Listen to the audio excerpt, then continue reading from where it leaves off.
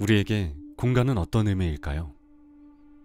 공간은 필요 목적과 용도에 따라 달라집니다. 같은 공간이라도 누군가에게는 휴식과 안식을, 누군가에겐 업무를,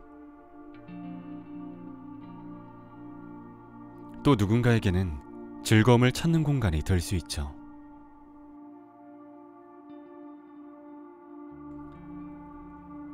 특별한 일이 없더라도 공간은 인간의 삶 속에서 일상과 어우러질 때 의미를 부여받습니다.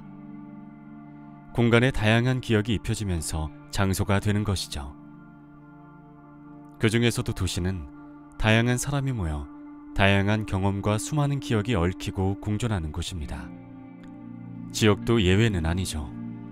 규모는 작지만 지역이라는 한정된 공간에서 자신만의 정체성을 담아 장소를 만들어가는 청년들이 있습니다. 그들이 말하는 공간, 그리고 장소에는 어떤 일들이 벌어지고 있을까요?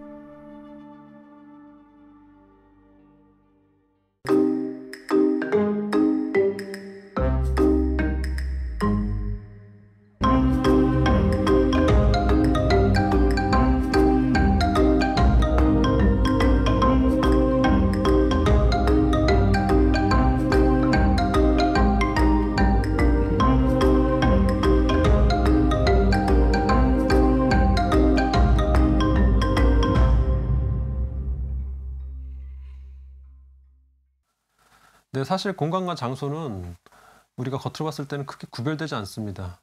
어차피 다 실제 하고 있는 우리의 어떤 삶의 그 물리적인 틀이라고 볼 수 있는데, 그럼에도 불구하고 공간과 장소가 갖고 있는 차이점은 뭐냐면은, 공간은 일종의 개념이고 추상적인 차원으로 우리가 인식하고 있는 어떤 곳인데에 반해서 장소는 실질적인 구체적인 어떤 곳입니다. 그랬을 때 공간과 장소가 구별되는 지점은, 물리적인 환경이라는 것은 공통적인 특성을 갖고 있지만 장소가 되기 위해서는 사람들의 경험과 그리고 그 경험을 통해서 그 곳이 어떠한 의미를 가져야 되는데, 그랬을 때 공간이 장소로 변형된다고 볼 수 있습니다. 공간과 장소의 저자 이프 투안도 이 두 사이의 경험이 매개한다고 주장합니다. 특정 공간에 시간이 흐르고 경험이 쌓이면 그 공간은 장소가 된다는 것이죠. 다시 말해, 공간이 장소가 된다는 것은 그 공간에 대한 누군가의 정체성이나 애착이 담겨야 한다는 뜻입니다. 추상적인 뜻의 스페이스가 특정한 의미나 목적이 담긴 플레이스로 변화하는 것. 지난 가을부터 예천의 한 작은 마을에서 이러한 움직임이 부착되었습니다.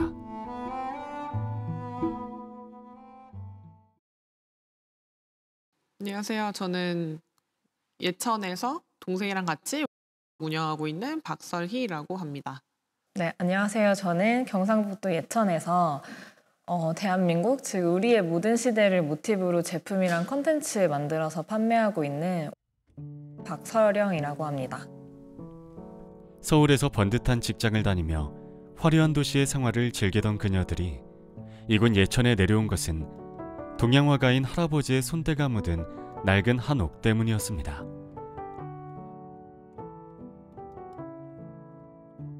방치된 지 오래된 한옥을 직접 고치기로 결정하면서 자매의 삶에도 변화가 찾아왔는데요.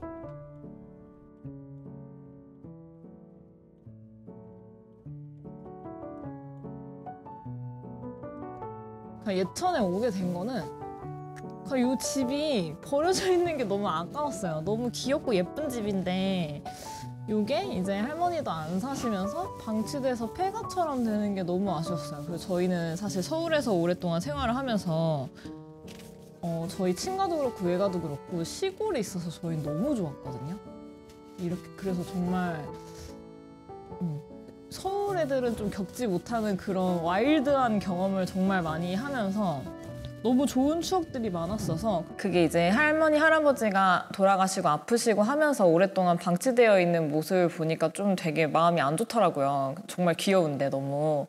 그래서 그 집을 좀 복원을 하고 우리가 왔다 갔다 할 수 있게끔 만들어 보자 하면서 이 집을 시작을 하면서 이 집에 얽힌 이야기들을 이제 동네 주민분들, 부모님, 막 친척분들을 통해서 막 이제 알게 된 거예요. 그래서 이게 여기 마을이 금당실 마을이 한옥마을로 이렇게 좀 지정이 되고 이제 다시 옛날 집을 이제 복원해야 되는 그 시점에서 모두들 기와집을 다 하고 싶잖아요. 집도 크고 이제 관리도 훨씬 쉽고. 관리도 쉽고 초가는 진짜 매년 초가도 다시 이어야 되고 저희도 지금 이 짓을 하고 있지만 한옥마을로 그 유교문화 무슨 이렇게 복원사업 같은 걸 할 때 그 마을이 새롭게 지어진 건데 보통 그렇게 되면 기와집을 많이들 하고 싶어 한대요. 그렇잖아요. 근데 이제 저희 집은 초가집인데 그 당시에 저희 집이 이제 기와집 터라서 터는 굉장히 넓어서 기와를 지을 수도 있었는데 저희 할아버지가 그러셨대요. 그러니까 다 마을이든 뭐든 다 역할이 있는데 모두가 기와집을 하려고 하는 건 다 이해한다. 근데 그렇게 하면 마을이 될 수 없잖아요. 어떤 마을이 어떤 한옥 마을이 기와보다 아니 초가보다 기와집이 더 많겠어요. 그러니까 이제 할아버지가 그런 여러 가지를 생각하셔가지고 이제 초가집으로 하셨다고 저는 들었거든요. 그래서 저희 집이 마을 중앙에 있고 터도 높은데 초가집으로 되어 있어요. 그러니까 그런 얘기를 하시면서 어렸을 때는 별로 와닿지 않았던 이야기인데 다 잊혀지고 역할이 없어지고 쓸모가 없어져도 다 그때는 다 꼭 있었어야만 했던 쓸모가 있었다. 그게 초가집 중에 하나, 초가집도 그 중에 하나일 수가 있겠구나 이런 생각이 들었어요. 그러니까 이런 것들을 보면서 우리가 지켜나가야 되는 것이 내가 이 집에서 이거를 복원하면서 가져야 되는 내가 삶은 그렇게 살지 못하더라도 꼭 한 번은 생각해봐야 되는 부분이 그런 걸 수 있겠다 이런 생각을 했던 것 같아요. 아 이게 지금 저희 여기 동네 보면은 초가가 다 이렇게 봉긋하니 동그랗게 생겼거든요. 사실 그게 저희 입장에서 너무 귀여운 거예요. 이제 초가집이 잘 없어지잖아요. 초가집이 없어져서 초가를 이을 사람이 없어지는 거죠. 이게 지방 소멸이랑 되게 연관되는 이야기인 것 같기도 한데요. 더 이상 초가 있는 거를 하실 분이 없는 거예요. 그걸 물려줄 사람도 없고. 그래서 원래는 그 초가를 사람이 손으로 이어가지고 집을 이어서 지붕이 이렇게 도톰하게 동그랗게 되는데 이제 그거를 할 사람이 없다 보니까 기계가 그걸 이어준대요. 그러다 보니까 초가하면 딱 생각하는 이렇게 도톰하고 동그란 그런 귀여운 집이 아니라 좀 이렇게 날렵한 집이 됐습니다. 그래서 저희가 이번에 올해 한 5월 달쯤 아니다 9월 달쯤에 초가를 이었는데 그 기계가 짜준 초가의 첫 집이 됐어요. 그것도 되게 속상하고 네 그렇습니다. 낡았다고 버려지는 것들, 지금은 쓰이지 않는다고 없어지는 것들에 대한 씁쓸함을 느끼며 언니와 동생은 새로운 의미를 찾기 시작했습니다. 사라지는 것들의 기억을 재생하고 현대적으로 재해석해 과거와 현재를 연결시키고자 하는 것입니다. 이것을 위해 관련 기술도 배운 그녀들은 전통 관련 제품 생산에 이바지하고 있습니다.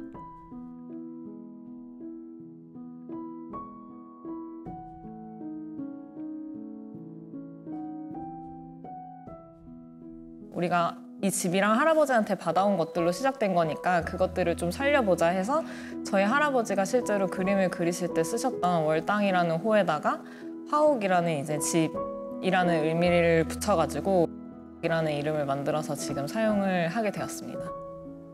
지금 저희 월기 이렇게 본체가 있고 옆에 별채가 있어요. 그래서 본체가 이제 메인 하우스가 될 거고 그다음에 별채 쪽에 이제 원래 공간이 작게 세 군데가 있었는데 그 세 군데 중에 두 군데를 터서 아주 작은 갤러리를 만들었어요. 그래서 저희가 어떤 여기 안에서 뭐 엄청나게 완벽한 갤러리를 만들기는 어렵고 다만 이제 할아버지가 잉어를 그리셨고 그리고 그 잉어가 예천 금당실 마을이라는 곳에서 나왔고 그런 이야기를 좀 담은 그런 할아버지 그림을 좀 걸어놓는 그런 약간의 명예의 전당 같은 거죠. 갤러리라기보다는 그런 공간을 좀 만들고 싶어서 준비 중이고 사실 거기서 막 엄청난 전통의 아름다움을 느껴라 이런 거는 없고요. 그냥 저희 집이 어쨌든 초가집을 베이스로 만들어 놓은 집이기 때문에 안에를 다 신식으로 고치긴 했지만 여전히도 남아있는 것들이 있어요. 예를 들면 문 사이즈 같은 게 일반 집들보다 훨씬 작다라든지 그런 부분들에 있어서 그러니까 전통이라는 것도 조금 불편하지만 우리가 감수할 만한 가치가 있다는 걸 함께 느껴줬으면 하는 부분이 있고, 정말 3대가 놀러와도 좋은 공간, 아기부터 할머니까지 다 같이 놀러와도 좋은 공간으로 만들고자 하는 목표를 가지고 있기 때문에 그런 것들을 좀 느끼고 갈 수 있는 그런 공간이 됐으면 좋겠습니다. 어쩌다 보니까 저의 삶은 전통과는 되게 먼 삶을 살았는데 이렇게 흘러 들어오듯이 덕분에 이제 이런 쪽에 조금씩 관심을 갖게 됐어요. 그러니까 이거를 한국에서만 알리고 싶지 않고 해외에 좀 알리고 싶다라는 생각이 들었어요. 이분들이 예를 들어서 이제 뭐 왜 그런 얘기 있잖아요. 갓을 어디서 구해야 되는지 몰라서 너무 예쁜데 이런 얘기가 있었던 것처럼 우리 것만 모아져 있는 그런 것을 해외에 알리면 되게 좋겠다라는 생각이 들어서 그걸 좀 준비해 봐야겠다 이렇게 시작이 된 거고, 앞으로 이곳은 전통을 이어가는 장소로 힐링을 위한 현대인들의 쉼터로 재생될 텐데요.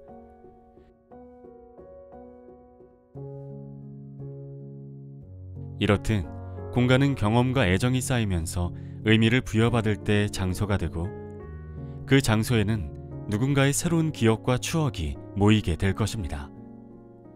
장소가 누군가에 의해서 계획되고 특정한 인물에 의해서 의미가 부여된다라고만 볼 수는 없습니다. 왜냐하면 장소라는 것은 독점될 수 없기 때문에 그것을 만든 사람의 의도도 분명히 들어가지만 그것을 이용하는 사람이라든가 그 해당 장소에서 무언가 행위를 하는 사람들에 의해서 이 장소의 본래적인 기획했었던 의도했었던 의미는 다른 식으로 변화될 수도 있습니다.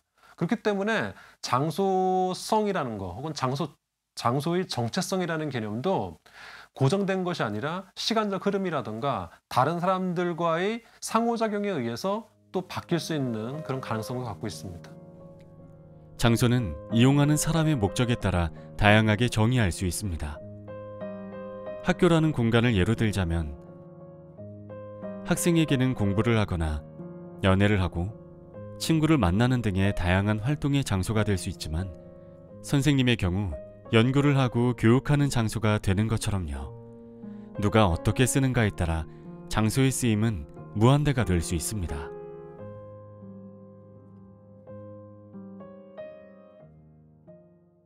네, 안동에서 복합문화공간을 운영하고 있는 정인용이라고 합니다.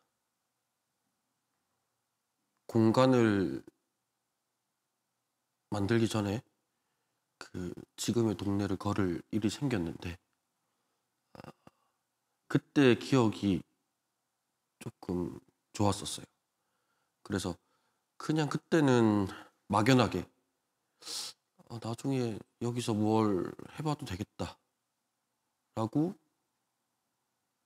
생각을 했었는데 그게 현실이 된 거죠. 기회가 와서 여기다 싶어서. 네. 정인용 씨가 처음 문을 연 이곳은 동네의 작은 카페처럼 보입니다.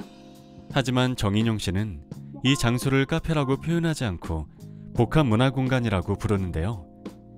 그 명칭대로 안에는 음악, 그림, 사진, 동물 등 아주 다양한 요소들이 채워져 있습니다.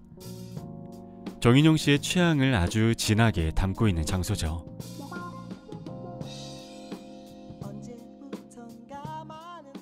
공간이 가지고 있는 타이틀이 복합문화공간이잖아요. 말 그대로 복합적인 문화를 이제 영위하고 또 표출하고 할 수 있는 공간을 만들고 싶어서 어떤 최초의 목적이죠. 최초의 목적은 내가 살면서 결핍됐던 것들을 하나씩 모아서 그것들을 어떤 불특정 다수들이 와서 대리만족할 수 있으면 그걸로도 되지 않냐. 복합문화 공간을 만들고 싶었던 인용 씨의 바람대로 이 장소는 때에 따라 다양한 색깔의 옷을 갈아입고 있습니다. 때로는 촬영지가 되고 음악인들의 소소한 공연장이 되었다가 동호회의 모임 장소가 되기도 했죠. 물론 지나가는 사람들이 마음 놓고 휴식할 수 있는 장소가 되기도 합니다. 그래서 이곳을 찾는 사람들은 각기 다른 기억과 경험을 갖게 됩니다. 이러한 특징은 주인인 인용 씨의 과거 시절 경험들이 반영된 것이라고 하는데요.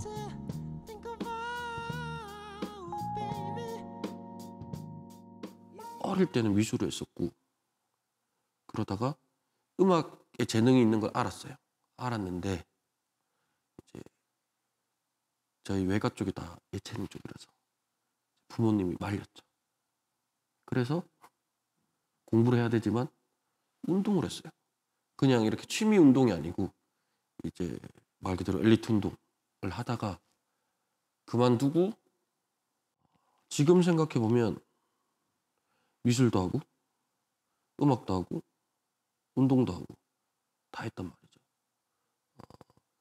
그거가 약간 복합적으로 좀 섞인 것 같아요. 그래서 지금 공간을 보면은 안 어울릴 것 같은 것들이 잘 섞여 있단 말이죠.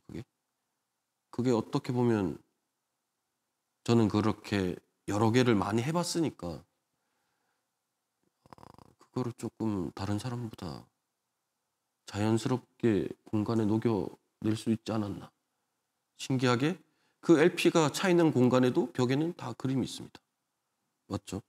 그림이 있고 그 계단을 올라서면은 어떤 역사라 해야 되나? 사진들이 걸려져 있고 올라오면 음악과 사진과 이제 기타도 걸려 있고 그래서 구획을 나눈 것처럼 보이지만 어떻게 보면은 잘 섞어서 믹스를 하지 않았나. 네. 믹스 앤 매치 경계가 애매하지만 명확하게 돼 있고 명확하지만 애매하게 돼 있고 그래서 지금의 공간이 있지 않았나. 이런 개성 있는 장소는 의도적으로 설계하거나 많은 돈을 투자한다고 만들 수 있는 것이 아닙니다. SNS의 힘을 빌려 우후죽순 늘어나는 감성 카페 등 단순 돈만 투자해서 만드는 공간은 점차 획일화되어가는 특징을 보일 뿐 장소가 지니는 의미와 개성은 점차 사라지게 됩니다.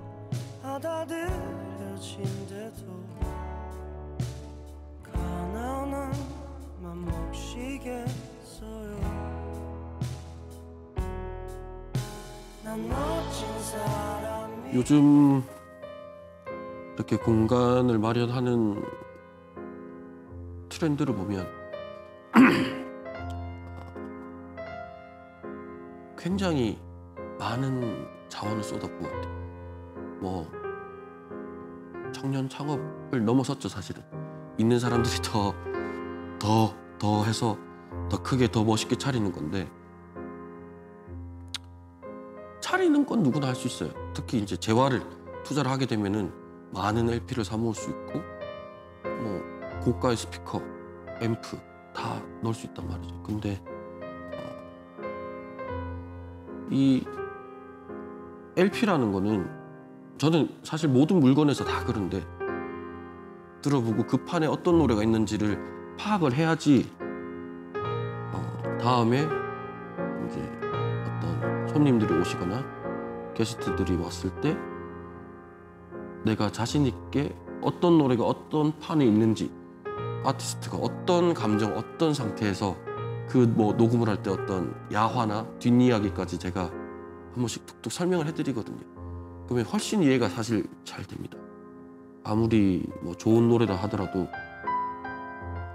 설명을 해드리고 듣는 거랑 설명이 없이 그냥 듣는 거랑은 굉장한 차이가 있기 때문에 이게 그냥 사모은다고 해서 되는 게 아니고 사실 이 듣는 행위 자체도 시간이 굉장히 오래 걸립니다. 한 곡이 3분, 4분 해서 앨범당 보통 뭐 6곡, 7곡씩 있는데 그렇게 치면은 한 판을 다 들으면 보통 1시간 정도 걸린단 말이죠. 그 수십 장, 수백 장의 판이 어떤 노래가 들었는지 파악을 할 수 있는 거는 어떤 재화의 영역이 아니고 내가 얼마나 시간을 들이고 공을 들이냐의 영역이기 때문에 많은 LPA바들이 있지만 그 영역을 넘어서기 위해서는 굉장히 많은 시간을 들여야 될 거예요, 실제로. 문화예술적인 다양한 시도를 좀 더 여유 있게 구획을 나누어 다각적으로 즐기고 싶다는 취지에서 이곳을 찾는 이들의 목적과 고객의 필요성에 맞춰 언제든 다양한 장소로 이용할 수 있게 되었다는데요.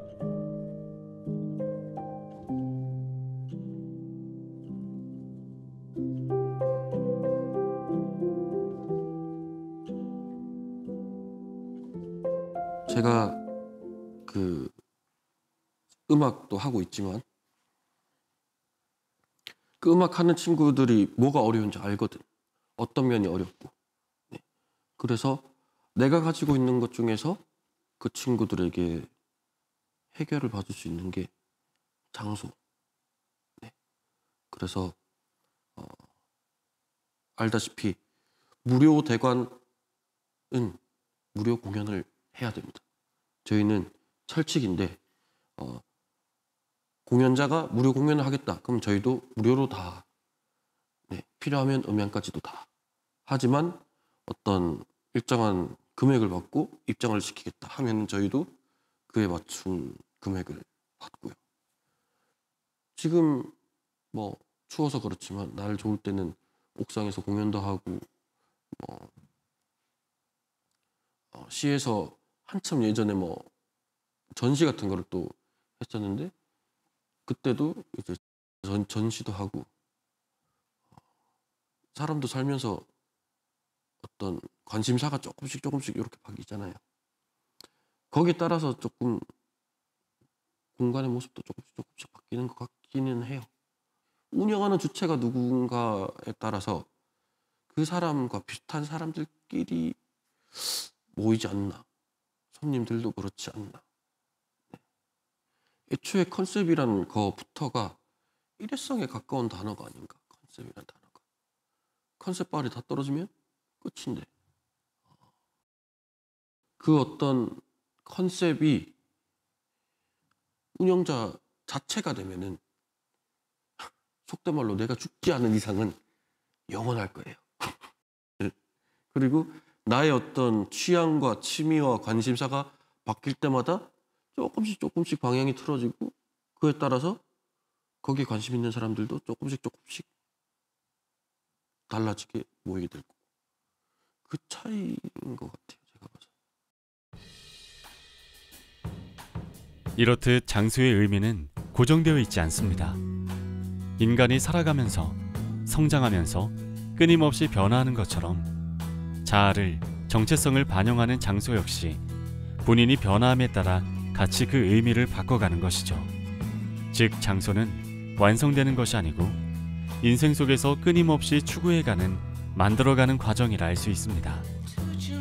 하지만 삶의 끝이 있듯 계속해서 변화해가던 장소 역시 끝을 맺기 마련이죠. 끝을 맺은 장소는 다시금 공간으로 돌아가 새로운 기억과 경험을 쌓아 올릴 준비를 하게 됩니다.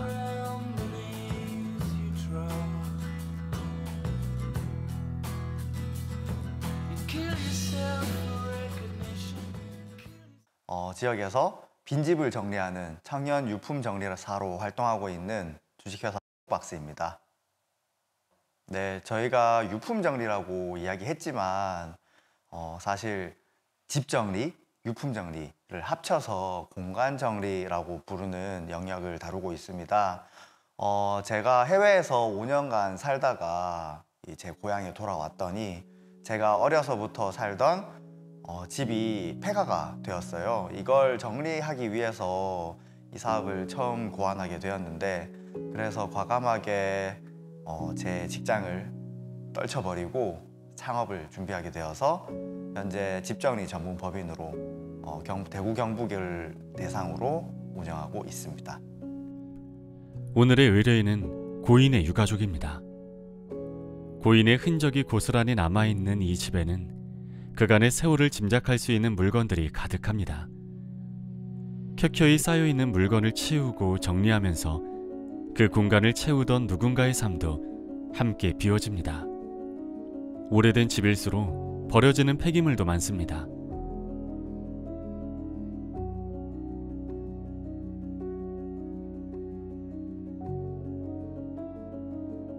곧 엄격한 분류 작업이 시작됩니다. 옛날부터 오래 사신 집은 폐기물들이 좀 많이 섞여 있어요. 진짜 뭐 삶을 살아오신 흔적들이 그대로 있기 때문에 저희가 치우는데 좀 오늘은 고생을 할 예정이고요. 예전부터 쌓아오신 물건들을 저희가 오늘 다 분류를 해서 작업을 해야 되는 상황입니다. 아이고, 잘 안 되네.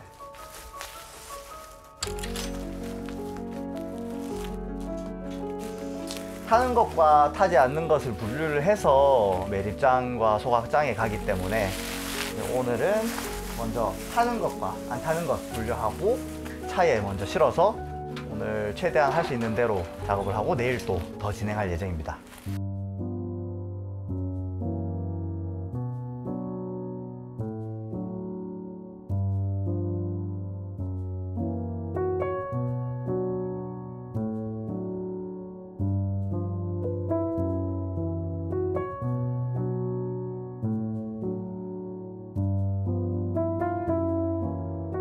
저희가 한 20에서 30개는 최소한 나오고요. 이제 장롱에 오래된 목화 도미불이 많다 이런 경우에는 뭐 한장 없습니다. 한 적이 없습니다. 고인이 된 주인의 유품을 정리하고 그 공간이 새 주인을 맞이할 수 있도록 새로운 공간으로 정비하는 일이 이 청년들의 주된 업무였습니다. 그러나 점점 고령화되어가는 사회, 1인 가구가 넘쳐나는 시대의 특성에 따라 그 범위가 점점 확대되었습니다. 독거노인이나 무용고자의 씁쓸한 마지막을 정리하거나 사람의 발길이 끊긴 폐가를 처리하는 등 그 영역이 넓어진 것이죠. 누군가의 안식처였던 장소가 한 삶의 마지막 페이지가 되는 장면을 보며 황상문 씨는 무엇을 느꼈을까요? 한 집을 치우면서 노트 같은 게 한 7건이 나왔는데요. 그 노트에서 이분의 일대기가 적혀 있었어요. 간단하게 한 줄씩 오늘은 소에게 여물을 줬다 라고 적혀 있는 경우도 있었고, 좀 오늘 어떤 친척이 몸이 아파서 병문안을 갔다 왔는데 너무 슬퍼서 눈물을 많이 흘렸다 라고 적혀 있으신 경우도 있었는데, 그런 일대기가 한 7건 정도를 적혀 있는 걸 발견을 했는데 저희가 그걸 폐기를 했습니다. 따로 저는 챙길 수가 없겠더라고요. 그분의 마음이 담긴 거고, 그런 걸 자녀분들이 저희가 습득하는 걸 원하지도 않으실 테니 그때는 따로 여쭤보지 않고 폐기를 했는데, 다이어리도 나오고 고객님들의 뭐 추억이 담긴 사진, 일기, 편지 이런 것들이 굉장히 많이 나오지만 그걸 결국은 아무 생각 없이 쓰레기 분류를 해야 하고 물건처럼 쓰레기처럼 다룰 수밖에 없는 직종이다 보니까 현장에서는 좀 많이 저희가 감정을 배제하고 하자고 제가 항상 얘기를 합니다. 그러면서도 물건을 집어서 분류를 하는 사이에 그게 어떤 물건인지 눈에 보이잖아요. 가장 애매한 것들이 이제 가족들의 앨범이나 아니면은 그 고인께서 집에서 머무시던 분들께서 손수 작성하셨던 어떤 일기 같은 것들이 제일 처리하기가 좀 곤란해요. 이걸 버리지도 못하겠고 이걸 우리가 간직하지도 못하겠더라고요. 자녀 세대분은 그걸 다 버려달라고 말씀을 하셨지만 이게 한 사람의 일생이 담긴 기억들이고 추억들인데 그걸 어떻게 해야 할지 정말 곤란했던 경험이 있어요. 주인을 잃은 장소는 이러한 정리 작업을 거쳐 빈 공간으로 돌아갑니다. 그리고 새롭게 다른 누군가의 경험을 받아들일 준비를 하죠. 즉, 장소는 공간으로, 공간은 또 다른 장소가 되는 장소의 순환이 이루어지는 것입니다. 하지만 지역사회의 경우 순환성을 잃은 채 멈춰버린 경우가 많습니다. 그리고 이러한 일은 주변에서 흔히 볼 수 있는 사례가 되고 있죠. 황상문 씨는 이 일을 통해 공간 재생에 관한 새로운 관점을 제시하는데요. 옛날에는 땅속에서 유물들을 발굴했지만 요즘에는 도시 유물이라고 해서 이런 집에서 옛날 물건들이 많이 발굴이 되는 경우가 많은데요. 이걸 좀 콘텐츠화 할 수 있으면 좋겠다는 생각도 한편으로는 많이 했고요. 저희 스스로는 이런 흔적들이 결국은 민속학적으로는 유물이 되기도 하기 때문에 향후에 이런 도시에서 발견한 유물을 가지고 연구를 하거나 전시회를 열 수 있는 어떤 콘텐츠 사업으로 연결해서 사람들에게 다양한 모습을 좀 보여주고 가족들과 좀 더 친하게 지낼 수 있도록 좋은 의도로 기획을 하는 걸 목표로 좀 꼭지를 잡고 있습니다. 공간과 장소는 반대되는 개념이 아닙니다. 공간은 장소로, 장소는 다시 공간으로 순환되어야 하는 것이죠. 결국 장소는 끊임없는 순환을 통해 우리의 삶 속에서 지속적인 의미를 가질 수 있는 것이 아닙니다. 이는 국소적인 공간뿐만 아니라 지역이라는 더 넓은 관점으로 바라볼 수 있습니다. 지역 자체에 본인의 삶과 애정이 투영될 때 특정 구역을 넘어 지역 자체가 하나의 의미 있는 장소가 될 수 있다는 것인데요. 현재 우리 지역 사회는 어떤 모습일까요? 일단 공간이 장소로서 의미를 갖게끔 하기 위해서 많은 지역들에서 하고 있는 전략 중 하나가 관광 정책입니다. 이 관광이라는 것은 결국은 많은 사람들이 그 지역으로 몰리게끔 하는 그 전략이기도 하고 방법이기 때문에 물론 그것도 효과는 있는 것은 분명합니다. 하지만 이 지역이 관광 도시화가 된다던가 관광업만으로서 지역의 의미를 획득한다면은 이것은 어찌 보면은 그 본래 장소가 갖고 있는 장소성이 아니라 오히려 무장소성을 갖게 됩니다. 이건 무슨 얘기냐면은 획일화된 공간이라는 것이죠. 자본이라던가 상품에 의해서 획일화되어 있고 거기에서는 일종의 그 순간적인 어떤 유희들만 난무하게 되는 장소로 변질되게 되는데요. 근데 안동은 뭐가 다르냐? 다 갖고 있는데 안동을 가든 절을 가든 다 비슷비슷해요. 안동. 경주도 그렇고 제주도 그렇고 쉽게 말하면 서울도 그렇고 우리가 많이 가는 여행지들 거기는 자기들 게 있어요. 자기들만의 감성. 제주도를 가야만 느낄 수 있는 게 있고 경주를 가야만 느낄 수 있는 게 있고 서울을 가야지만 느낄 수 있는 게 있어. 그래서 경주보다도 안 되는 거고 전주보다도 안 되는 겁니다. 그러니까 이렇게 지방 소멸이라는 얘기가 나오는 거예요. 안동에서조차도 인구가 계속 줄잖아요. 안동도. 모두가 알다시피 인구 감소로 인한 지역 소멸은 현재 지역에 당면한 가장 무서운 난제입니다. 이를 막기 위한 정부의 정책들이 쏟아지고 있죠. 아무래도 청년 일자리와 관련된 문제가 많기 때문에 관련한 정책이 많습니다. 특히 안동시 같은 경우에는 지역 대학을 중심으로 기업과 지자체가 함께하는 안동형 일자리 사업을 추진 중입니다. 이 사업으로 청년 취창업 지원 사업이라든지 다양한 인력 육성 사업을 진행하고 있습니다. 또한 청년들의 자산 형성이나 주거 문제 이쪽 부분에서도 정책을 추진을 하고 있습니다. 안동에서는 다양한 지원 사업들이 상당히 많은 편이라고 생각을 하고요. 스타트업 처음 시작하는 경우에 되게 좋은 장소라고 생각합니다. 안동시는 전국 최초로 지방정부가 지원하고 대학과 기업이 함께하는 안동형 일자리 사업을 진행하고 있습니다. 지자체의 지원 사업은 지속되고 있지만 청년들의 현실은 어떨까요? 먼저 창업을 시작하기 위해서 많이 지원을 해줬지만 그 후에는 스스로 많이 개척해 나가야 되는 경우가 굉장히 많았는데 이런 부분을 조금만 더 신경 써주시면 많이 살아남을 수 있지 않을까라고 생각합니다. 사실 많은 지자체들이 제일 먼저 시행하는 게 그런 자금적인 부분으로 먼저 접근을 하시는 것 같아요. 근데 개인적으로 제가 느끼기에는 그거는 정말 딱 돈을 줬을 때만 정착을 하고 그게 딱 끊기는 순간 그러면은 얼마든지 다른 데로 갈 수 있는 부분이라고도 생각을 하거든요. 그래서 저는 그것도 물론 뒷받침이 되어야 되지만 그게 첫 번째가 되는 거는 정답은 아니라고 개인적으로 생각을 하고 그 유명한 그 시장 살리는 프로젝트 전국에서 다 했죠. 성공 사례가 하나도 없습니다. 요 가까이만 봐도 안동의 신시장의 청년물도 지금 뭐 다공실이고, 네. 그런 거를 봤을 때 이런 게 어떤 지역의 한계가 아닌가라는 생각을 해요. 그러니까 한계점을 자꾸 자기들이 명시를 하고 만들어내요. 더 크게 될 수 있고 더 잘 될 수 있고 더 많은 거를 할 수가 있는데, 그거를 어떤 지역이라는 이유로 이렇게 묶어놓지 않나. 네. 왜? 촌이니까.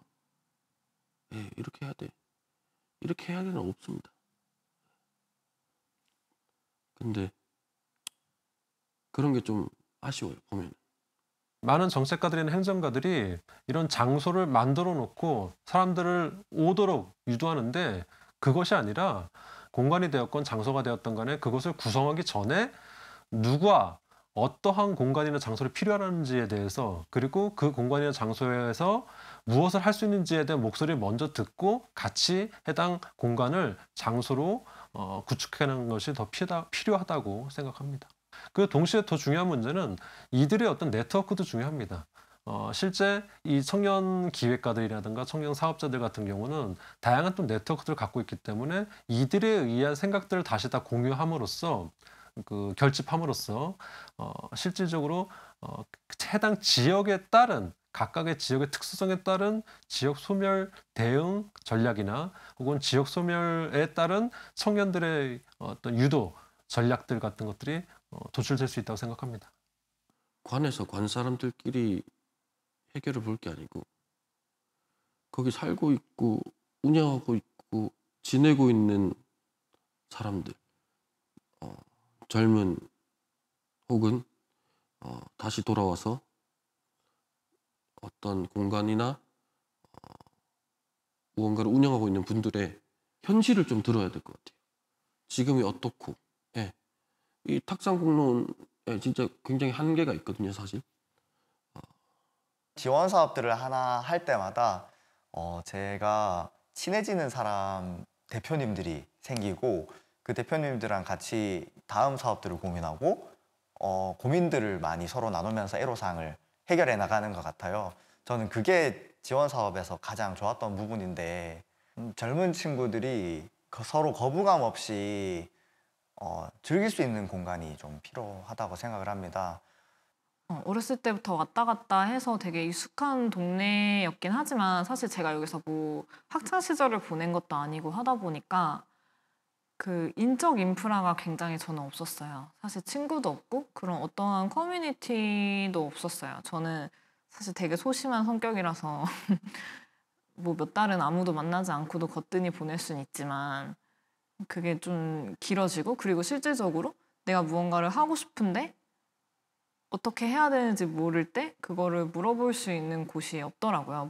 편하게 물어볼 수 있는 친구들도 없고, 이거를 동네 막 옆집 할아버지한테 물어보자니 그럼 또 막 동네 사람들 다 나와가지고 막 모두가 다 머리를 얼싸매야 되는 상황이 벌어지고 하다 보니까, 이런 저 같은 사람들을 위한 커뮤니티가 되게 좀 활성화가 잘 되어 있지 않다라고 많이 느꼈고, 청년들의 목소리를 들을 수 있는 기회라고 하면은 우리 시의 청년정책위원회가 구성이 되어 있습니다. 이런 위원회를 통해서 다양한 청년분들의 의견을 수렴하기도 하고요. 그다음에 뭐 안동청년회의소도 있고요. 그다음에 4H 연합회라고 해서 거기에 또 청년분들이 또 계십니다. 농업인들을 대표하시는. 그리고 아무래도 대표성을 띈 단체의 청년분들이 아무래도 오셔서 입장을 대변하시는 그런 경우가 많습니다. 청년정책위원회를 저희가 개최를 해도 뭐 이 장소에서 지난달에 하기도 했는데, 한창 사회활동을 열심히 하는 그런 시기고 많이들 바쁘세요. 네, 그래서 그거를 막 모두의 목소리를 듣고 그런 데 있어서는 실무자 입장에서 좀 쉽지 않다. 그게 과제입니다. 2024년도에 좀 중점적으로 추진하고 싶은 과제이기도 하고.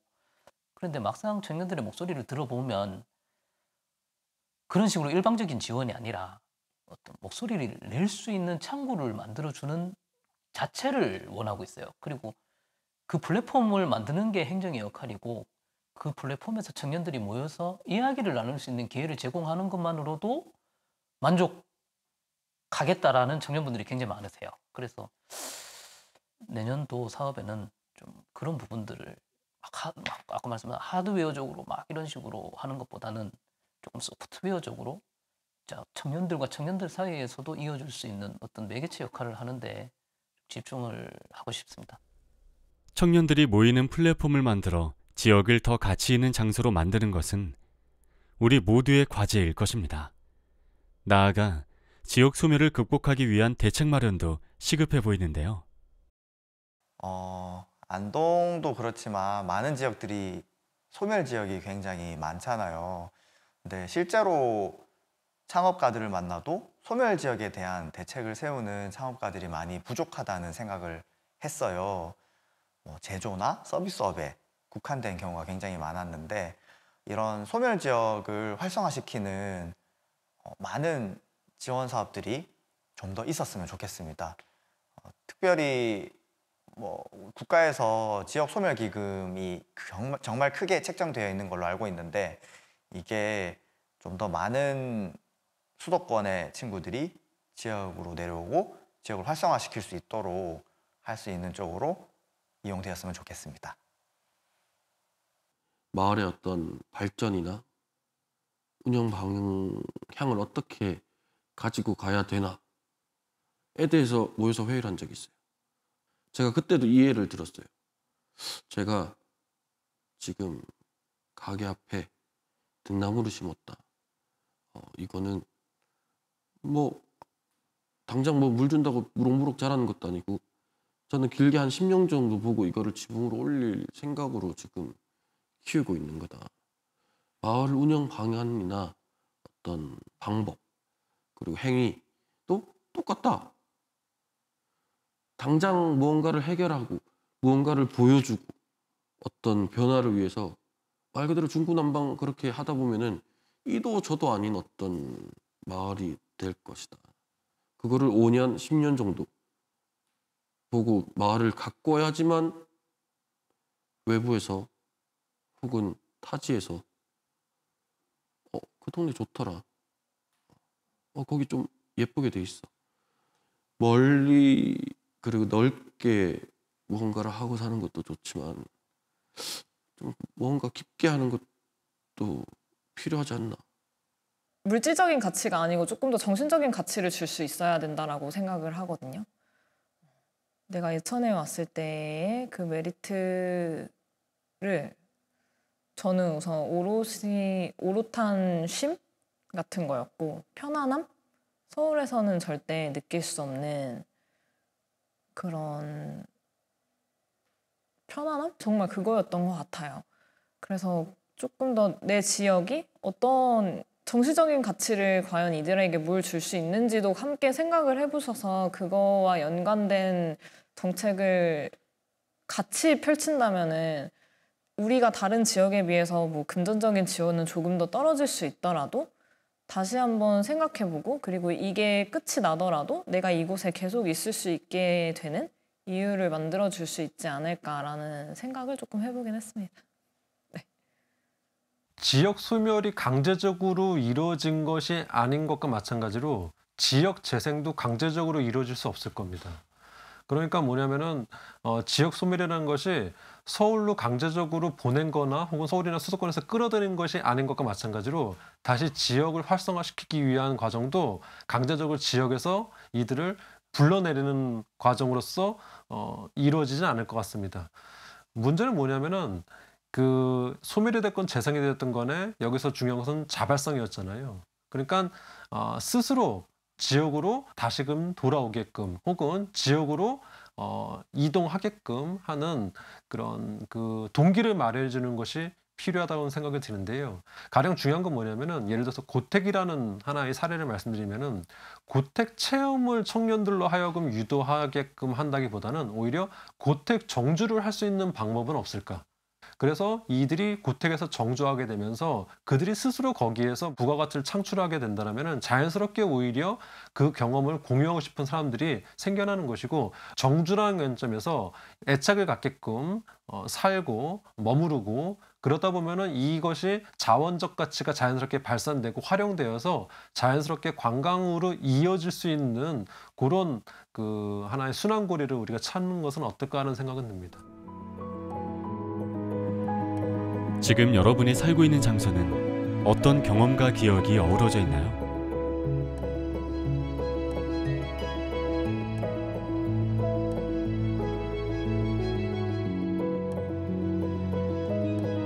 당신이 살고 있는 지역은 당신의 의미 있는 장소가 되었나요?